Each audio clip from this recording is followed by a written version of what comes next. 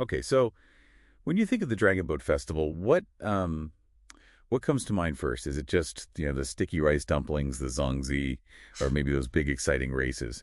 Well, today we're going to do a deep dive, peel back some layers, explore the festivals, kind of surprising history, its dual nature, really, and hopefully tackle that question that pops up every year.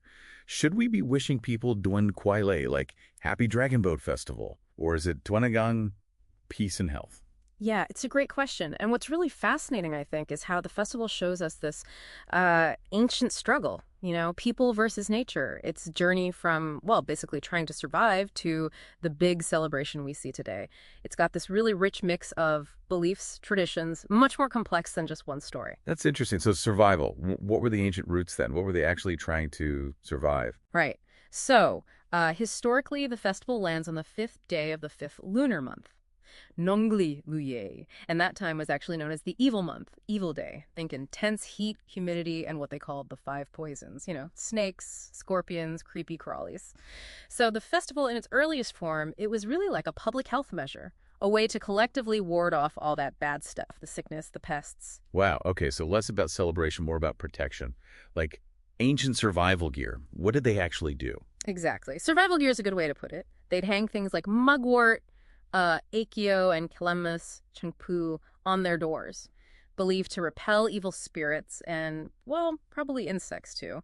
And people, especially kids, would wear these little fragrant sachets, anyang, filled with herbs, sometimes cinnabar. Though we should mention, like with real gar later, they didn't know about the toxicity back then. Cinnabar has mercury, so not something for today.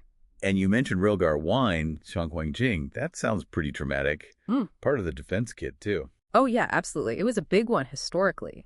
Believed to be super powerful against evil. You see it in the white snake legend, right? Where the wine makes the snake spirit show her true form. But, and this is really crucial, we now know real gar is toxic, contains arsenic. So drinking it, definitely not done anymore. It's a historical practice, not a modern recommendation. Okay, good warning. So it started with health, protection, but then it seems like stories, heroic figures, got layered on top. Precisely. The meaning deepened. And the most famous story, the one most people know, is about Kuo Yuan, the patriotic poet. The story goes he drowned himself in the Milua River, protesting corruption, basically, and the locals to protect his body from fish. Ah, that's where the Zongzi come in. They threw rice dumplings into the water. That's the tradition, yeah. And the dragon boat races, that started supposedly as the frantic search for his body. So this really sad, heroic story adds this whole other layer, turning it into a kind of poets' festival. And it's not just Kuo Yuan, right? I've heard about other figures, too. That's true. People like Wu Zixu, Cao Yi, different regions have their own heroes connected to the festival. It shows how it adapted locally. Okay, so history, heroes, but we have to talk about the food. Yeah. The Great Zongzi Wars. Are you team sweet or team savory? Because this is serious business. It really is, isn't it? And that whole sweet versus savory thing, it perfectly maps onto China's big culinary divide, South rice, north wheat, reflect the totally different regional tastes. Up north, they tend to be sweeter, often with dates, red bean paste, sometimes eaten as dessert, like Beijing style. But down south, it's usually savory, often filled with pork bellies, salted egg yolk. It's a proper meal. Jiaxing's Zongzi are probably the most famous savory type. My mouth is watering. But it doesn't stop there, does it? Yeah. Nowadays, it feels like anything can be Zongzi. I've seen some wild ones. Oh, definitely. The creativity is amazing. You get these beautiful, refreshing, crystallized Zongzi that are almost like jelly. And then, really surprising savory ones, too. Some spicy crayfish Zongzi, abalone. People are really experimenting. Beyond the food, though, the spectacle of the races. It's incredible. Those long, painted boats, everyone paddling together. It is. It's visually stunning. The dragon heads on the boats, the synchronized paddling, that pounding drum. It's the heartbeat of the team. Yeah, the drum really sets the pace. Exactly. And that whole scene embodies what they call the dragon boat spirit. It's about unity, tamzhigonji, pulling together, perseverance, even patriotism. And it's not just traditional anymore. It's a proper international sport now. You see it in the Asian Games, clubs all over the world. Plus, you get these cool modern twists. Like in Guangdong, they have dragon boat drifting Longchuan POU. Imagine navigating these narrow, winding rivers at speed. It's intense. Wow, drifting dragon boats. Okay, that's cool. And it's spread elsewhere in Asia too, hasn't it? But does it look the same? Not at all, actually. It really shows how traditions transform. Take Korea's Gangneung Danoye. It's recognized by UNESCO, but it's totally different. More of a shamanistic ritual complex. No Zongzi, no dragon boats as we know them. Then Japan has Tango no Seku, which evolved into Children's Day, especially focusing on boys, celebrating strength, with carp streamers and samurai dolls.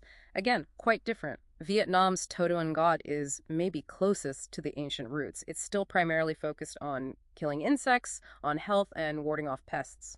That's fascinating. So the same root festival branches out in completely unique ways depending on the culture. Exactly. It really highlights how tradition isn't static. It's a living thing, adapting to different places, different values. Okay, so bringing it back to our original question then.